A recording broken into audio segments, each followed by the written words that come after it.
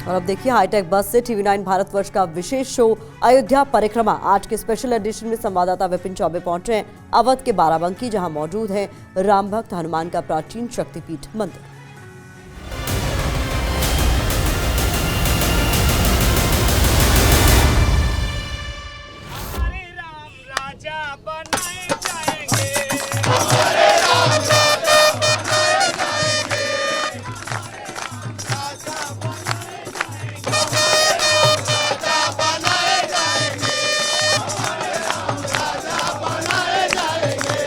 नमस्कार, बहुत स्वागत है आपका TV9 भारतवर्ष पर। मैं हूं आपके साथ विपिन चौबे और आज 84 कोसी परिक्रमा के इस रूट पर राम फिर लौटे के इस स्पेशल एडिशन में अपनी हाईटेक बस के साथ मैं पहुंच चुका हूं बाराबंकी जिले में, जो कि अयोध्या का पश्चिमी द्वार कहा जाता है। घृताक्षी कुंड मंदिर है और ये वो मंदिर है, यहाँ पर ऐसा कुआं है जो एक वक्त में पूरे दूध में कन्वर्ट हो गया था। और एक बहुत बड़ी जनता भी हमारे साथ होगी, तो जनता से करेंगे बातचीत, लेकिन उससे पहले एक रिपोर्ट और फिर राम भक्तों का जोश और उत्साह आपको दिखाऊंगा।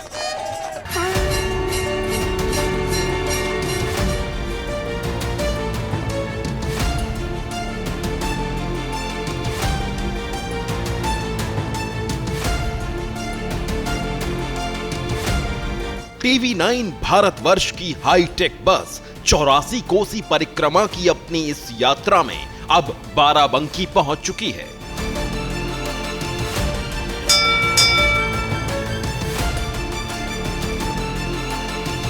यहां परम राम भक्त हनुमान जी का प्रसिद्ध शक्तिपीठ मंदिर स्थापित है।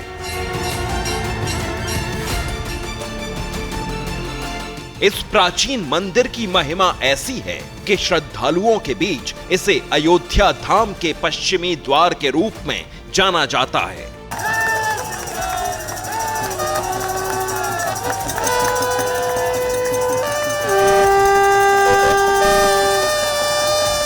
मान्यता है यहां भगवान हनुमान जी का निवास है। भगवान हनुमान अपने अयोध्या धाम की यहां से रक्षा करते हैं।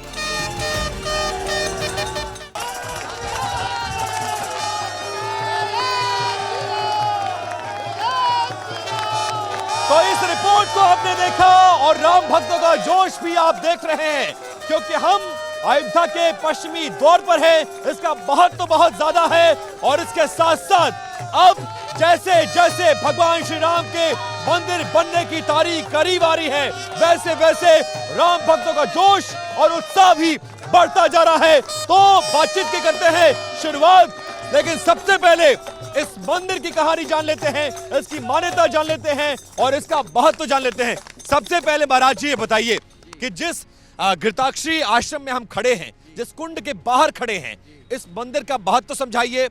कितना पुराना है, कितना पौराणिक है और इसकी कहानी क्या है? जी, ये लगभग 200 वर्ष पुराना है। घृताक्षी कुंड अयोध्या का पश्चिमी द्वार, हनुमान जी का मंदिर। ये संत श्री जमुना दास जी के समय में वो एक कुआं है, वो 2 बार दूध से हुई है। और जो घृताक्षी कुंड के नाम से, तो एक बार वहाँ पर कुछ संत महात्मा लोग आए। महात्मा जी से बोले कि हमको घी की पूड़ी पाना है। महात्मा जी के पास घी नहीं था। उन्होंने कहा, कुछ भक्तों से कहा कि आप जाकर के बगल में सरोवर है, वहाँ से आप जो है हाथ जोड़कर विनती प्रार्थना कर करके और वहाँ घी मांग लाइए। तो वहाँ से एक बाल्टी या कुछ पात्र ले करके जा करके वहाँ जल ले करके आए और जो उसमें डाला गया वो घी के रूप में हो गया। और तब से ये मंदिर फेमस है। तभी से ये घृताक्षी नाम के कुंड से प्रसिद्ध हुआ जी। तो देखिए, ये कहानी है, ये इसकी महत्ता है और ये इसका पौराणिक महत्व है। और इसके बाद अब हम शुरू करने जा रहे हैं अपने उस कार्यक्रम जिसका नाम है राम फिर लौटे। लेकिन सबसे पहला सवाल आप सभी से मेरा ये है कि अगर आपको भगवान श्री राम के मंदिर का न्योता मिलेगा तो आप लोग जाएंगे या मना कर देंगे? जाएंगे या मना? जाएंगे जाएंगे जाएंगे जाएंगे जाएंगे, हम जाएंगे, बिल्कुल जाएंगे। आप लोग तो जाएंगे, ये तय है। लेकिन देश की एक पार्टी है, सबसे पुरानी पार्टी, जानते हैं कौन है? कांग्रेस। उनको न्योता भेजा गया, उनकी सबसे बड़ी लीडर सोनिया गांधी को। उनके सबसे बड़े लीडर खड़गे साहब को जो कि अध्यक्ष हैं, और लोकसभा में नेता अधीर रंजन चौधरी को। लेकिन तीनों ने यह कहकर अस्वीकार कर दिया इस नेता को कि इसका राजनीतिक फायदा उठाया जा रहा है, यह आरएसएस का एजेंडा है और यह बीजेपी का इवेंट है। ऐसे लोगों को आप लोग कैसे जवाब देंगे? जिस प्रकार उन्होंने न्योता को स्वीकार नहीं किया है, उसी प्रकार हमारे देश की जनता उनको स्वीकार नहीं करेगी। हमारे राम जी का उन्होंने न्योता अस्वीकार किया, उन्होंने भाजपा और आरएसएस कार्यक्रम बताया है, उसका जवाब इनको जनता देगी। आने वाले 2024 के चुनाव में देगी इनको जवाब। उनको जो है कड़ा जवाब दिया जाएगा। उन्होंने हमारा निमंत्रण अस्वीकार किया है, इसलिए उनको कड़ा जवाब दिया जाएगा। 2024 में उनको जो दे होगा देखा जाएगा। लेकिन सवाल ये है कि भगवान श्री राम के भव्य और दिव्य मंदिर के निर्माण के मौके पर जो लोग उनके निमंत्रण को अस्वीकार कर दे, उनको आप लोग क्या कहेंगे, क्या नाम देंगे? राम विरोधी,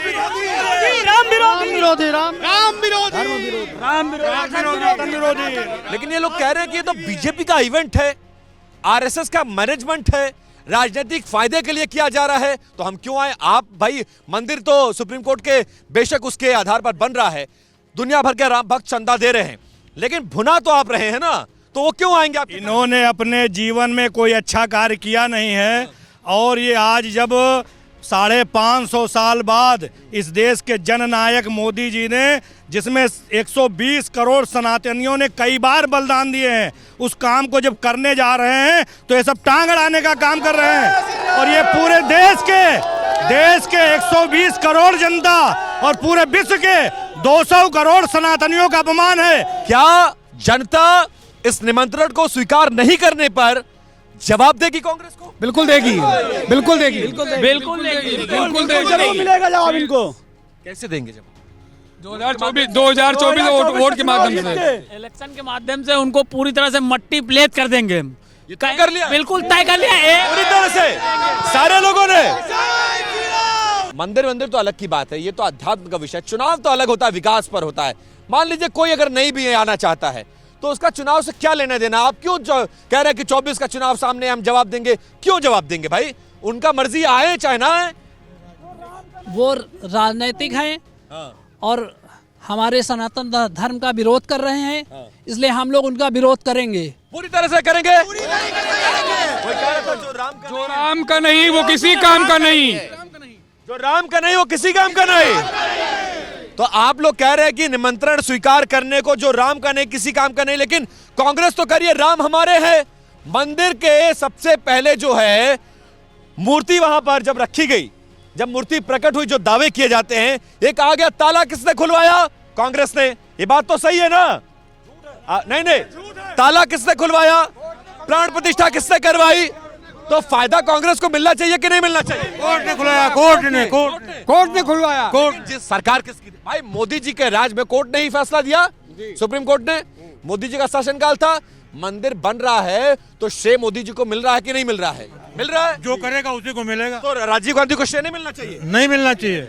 उन्होंने मंदिर के अस्तित्व को ही नकारने का कार्य किया है। जो हिंदू हित की बात करेगा वो देश पे राज करेगा, ये पूरी तरह से तय है।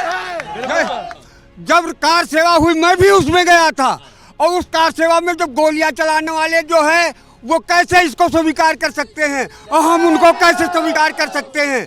तो ऐसी परिस्थिति में ये जो है उनको कभी भी स्वीकार नहीं किया जाएगा।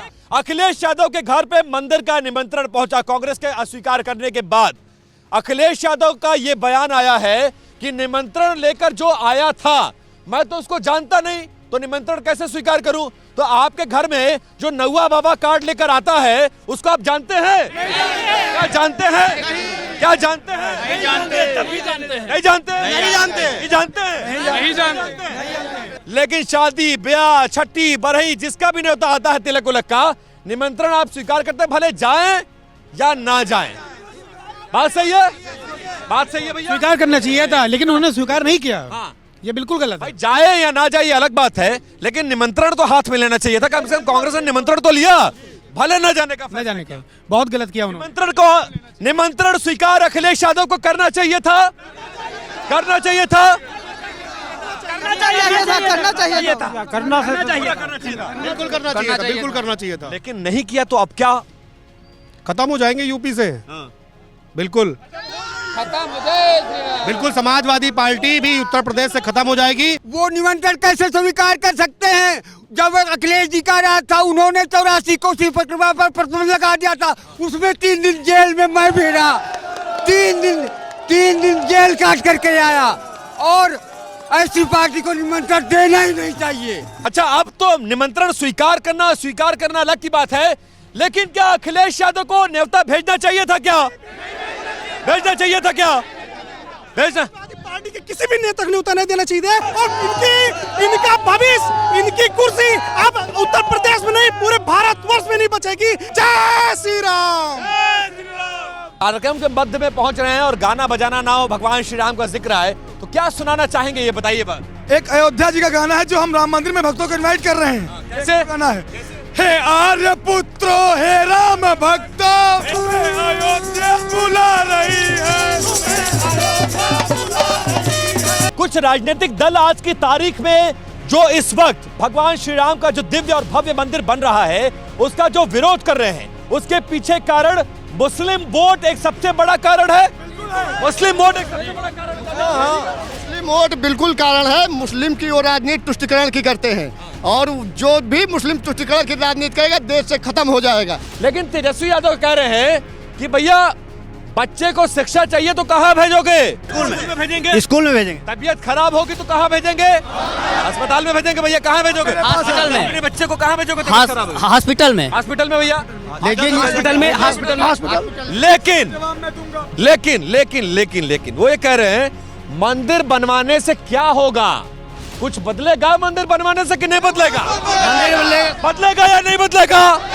क्या बदलेगा वो जवाब ले लेते हैं। जी, मंदिर बनवाने से समाज बदलेगा और पूरा देश हिंदुस्तान बदलेगा, क्योंकि अभी तक देश बदलेगा, अवध बदलेगा, विकास होगा। विकास होगा, बिल्कुल विकास होगा। देश की इकोनॉमी बढ़ेगी, यहाँ पर पर्यटक ज्यादा आएंगे अयोध्या में, तो होटल इंडस्ट्री बढ़ेगी, टूरिज्म इंडस्ट्री बढ़ेगी, इकोनॉमी बढ़ेगी, प्रसाद का मार्केट बढ़ेगा, सब कुछ बढ़ेगा कि नहीं बढ़ेगा? करोड़ों करोड़ वर्ष से इस धरती पर अगर किसी राज्य की कल्पना की जा रही है तो वो है राम राज।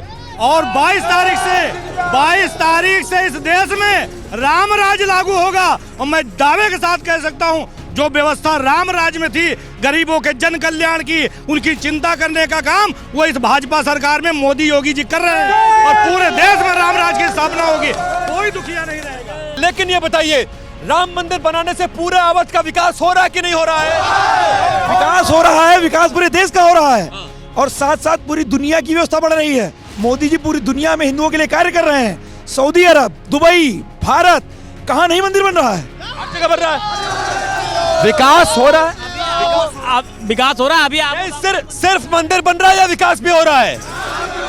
विकास भी हो रहा है। सड़क बन रही है, बिजली आ रही है, पानी मिल 24 घंटे, स्कूल बन रहा है, हॉस्पिटल बन रहा है। आयुष्मान भारत लागू है, 5 लाख तक सबको मुफ्त जो है चिकित्सा प्राप्त हो रही है। और हम लोग को बेटी बचाओ बेटी पढ़ाओ, 3 तलाक, ये सब क्या है? ये मोदी सरकार ने राम को ध्यान में रखते हुए, क्योंकि राम राज की कल्पना उन्होंने की है, जिसलिए उन्हें पूरे भारतवर्ष में लागू किया है, और साथ साथ वो पूरे विश्व में लागू हो रहा है। क्योंकि कोरोना काल में सबसे ज्यादा वैक्सीन भारत से ही विदेशों में सप्लाई की जाती है। आज दुबई, आज भारत की ओर देख रहा है। भारत पूरा विश्व गुरु बन के रहेगा। लेकिन ठीक है, भारत, यह हमारा भी सपना है कि भारत विश्व गुरु बने। क्या बाराबंकी में विकास हो रहा है कि नहीं हो रहा है? हो रहा है या नहीं हो रहा है? हो रहा। सड़क, बिजली, पानी सब ठीक है? पहले योगी जी, मोदी जी के आने का फायदा मिल रहा है? बहुत मिला। पहले हम लोगों को 4 घंटे दिन और 4 घंटे रात लाइट मिलती थी। अब हम लोगों को 22 घंटे अनवरत बिजली मिलती है। इसलिए मोदी योगी बहुत विकास कर रहे हैं। बस भैया 22 घंटा लाइट मिलती है पूरी तरह से। पहले कितना मिलता था? पहले सिर्फ 4 घंटा मिलता। राज में, अखिलेश की राज में, या कोई भी रहा हो, के राज में, अखिलेश जी के राज में पहले नहीं मिलती थी। नहीं मिलती थी। अब बिजली मिल रही है कि नहीं मिल रही है? बिल्कुल मिल रही है। बिजली मिल रही है, बिल्कुल पूरी तरीके पहले कितना मिलती थी, अब कितनी मिलती है? पहले 4 घंटे सुबह दिन में और 4 घंटे रात में मिलती थी। अब तो 22 घंटे हम लोग को पूरी बिजली मिल रही है। अच्छा, अब थोड़ा सा उत्तर प्रदेश से बाहर चलते हैं। अब चलते हैं आसाम, आपको लेकर चलता हूं। आसाम में एक बदरुद्दीन अजमल नाम के एक नेता है जो सांसद है अपनी पार्टी के। वो ये कह रहे हैं कि देश के मुसलमानों संभल जाओ, और जब तक मंदिर का उद्घाटन ना हो जाए तब तक ट्रेन और बस में सफर मत करना, वरना तुम जलाकर मार दिए जाओगे। क्या इस देश के मुसलमानों को डरने की जरूरत है? क्या इस देश के मुसलमानों को डरने की जरूरत है? क्या इस देश में नहीं जरूरत है, बिल्कुल नहीं है, बिल्कुल भी नहीं है, बिल्कुल डरने की जरूरत नहीं है। इस समय देश में मोदी योगी राज है, किसी को भी डरने की आवश्यकता नहीं है। बहुत अच्छा काम हो रहा है और प्रशासन पूरी तरीके से सभी लोगों को साथ दे रहा है, कोई डरने की बात नहीं है। उनको लगता है जिनको दंगा करना है, डर उनको लगता है जो इस देश के विरोध में बात करते हैं, डर उनको लगता है जो हिंदू हित की अहित की बात करते हैं। योगी जी के राज में डर लगता है क्या? नहीं। डर लगता है क्या? नहीं। तीसरी बार पूछ रहा हूँ, ईमानदारी से बताइएगा, ईमान की कसम है आपको, योगी जी के राज में डर लगता है कि नहीं लगता? नहीं। बदरुद्दीन अजमल कह रहे हैं मुसलमान डर जाओ, 22 तारीख तक बाहर मत निकलना, जला दिए जाओगे। ऐसा कुछ है उत्तर प्रदेश में? अमन चैन है उत्तर प्रदेश में? ठीक है। कोई मुसलमानों को डरने की जरूरत नहीं है। यही सबसे बड़ी गवाही है, यही सबसे बड़ी गवाही है, और जनता की गवाही सबसे बड़ी होती है, और यही वो जवाब है जो वहां तक पहुंचना चाहिए। देखिए, हमने गवाही भी ऑन कैमरा दिलवा दी। टीका वाले कहेंगे तो भाई अपनी बात तो कहेंगे ही कहेंगे, लेकिन टोपी वाला कहेगा, दाढ़ी वाला कहेगा तो सच कहेगा। लेकिन आप सभी से एक बार गवाही दिलवा देते हैं, उत्तर प्रदेश में सबसे ज्यादा विकास किसके राज में हुआ? मोदी, मोदी, मोदी, मोदी, मोदी, मोदी, मोदी, मोदी, मोदी, मोदी, मोदी, योगी, मोदी, योगी, लेकिन मैं कुछ और पूछ रहा हूं। आप लोग योगी मोदी कर रहे हैं, मैं समझ रहा हूं, राममय हो गया पूरा देश, लेकिन मैं पूछ रहा हूं, मायावती के शासनकाल में उत्तर प्रदेश में विकास हुआ या नहीं हुआ? जरा हाथ उठाकर बताइए, हुआ या नहीं हुआ? हाँ भैया, मायावती जी के राज में विकास हुआ कि नहीं? केवल हाथी खड़े हुए, केवल प्रदेश बना, केवल हाथी खड़े हुए, बाकी और कुछ नहीं हुआ। उनके एक हाथी 1.5 लाख रुपए का खड़ा करवाया मायावती के, यही विकास हुआ। यही विकास हुआ। सही कह रहे हैं, सही कह रहे हैं, सही कह रहे हैं भैया, ये सही, बिल्कुल सही है, 100% सही है। मायावती जी ने सिर्फ हाथी लगवाया, सिर्फ हाथी लगवाया, विकास नहीं, कोई विकास नहीं, कोई विकास नहीं, कोई विकास नहीं, कोई विकास नहीं। अच्छा, हो सकता है मायावती जी ने विकास ना किया हो, लेकिन क्या अखिलेश जी ने विकास किया या नहीं किया? क्या किया या नहीं किया? हाथ उठाकर बताइए, किया या नहीं किया? नहीं किया, किया या नहीं किया? नहीं किया, किया या नहीं किया? कुछ नहीं किया, विकास किया नहीं किया। कलबला और मदरसा बनवाने का उन्होंने विकास किया है, हिंदू के हित में। और मदरसा, कब्रिस्तान की बाउंड्री, हिंदू के आज हाउस के सब्सिडी, यही काम कराया उन्होंने। हिंदुओं के हित का विकास किया उन्होंने, हिंदुओं के हित में कोई विकास उन्होंने नहीं किया। परिवार की पार्टी है, फिर परिवार का ही विकास किया है, जनता के विकास। अगर विकास करने का किसी ने काम किया है तो मोदी और योगी ने किया है। मुलायम सिंह की जब सरकार थी तो हमारे राम जन्मभूमि पर गोली चली थी, जब मुलायम सिंह की सरकार थी, और जब हमारे कल्याण सिंह की सरकार आई तो उसको गिराया, और मोदी सिंह की सरकार आई तो मंदिर को बनवाया। बात समझिए, और मुलायम सिंह ने जो काम यहाँ किया है कोई ऐसा प्रधानमंत्री नहीं कर सकता, मुख्यमंत्री। अच्छा, इन्होंने गोली चलवाने की बात कही। स्वामी प्रसाद मौर्य को जानते हैं क्या आप लोग? कह रहे हैं कि मुलायम सिंह यादव के कार्यकाल में कार्य सेवकों पर जो गोलियां चलवाई गई वो फैसला सही था। क्या आप उस फैसले को सही मानते हैं? हाथ उठाकर सही मानते हैं? सेवकों पर गोली चलवाई नहीं, गलत सेवक पर उन्होंने बेरहम के साथ गोली चलवाई थी। फैसला सही था, गलत था? गलत था। लेकिन अब जब राम मंदिर बन रहा है तो लोग ये कह रहे हैं इसका राजनीतिक फायदा लिया जा रहा है, लेकिन सवाल ये है कि 2024 में इसका फायदा किसको मिलेगा? क्या कांग्रेस 2024 में सरकार बनाने जा रही है? सरकार का पूरा सुपड़ा साफ हो जाएगा, पूरा सुपड़ा साफ हो जाएगा। बनने से कांग्रेस का आंदोलन है, उनकी जमानत जब तो हो जाएगी, दोबारा खड़े। चलिए भाई, आप कह रहे हैं कांग्रेस नहीं बनेगी, हम मान भी लेते हैं। तो 2024 में प्रधानमंत्री कौन बन रहा है? कौन? मोदी, मोदी,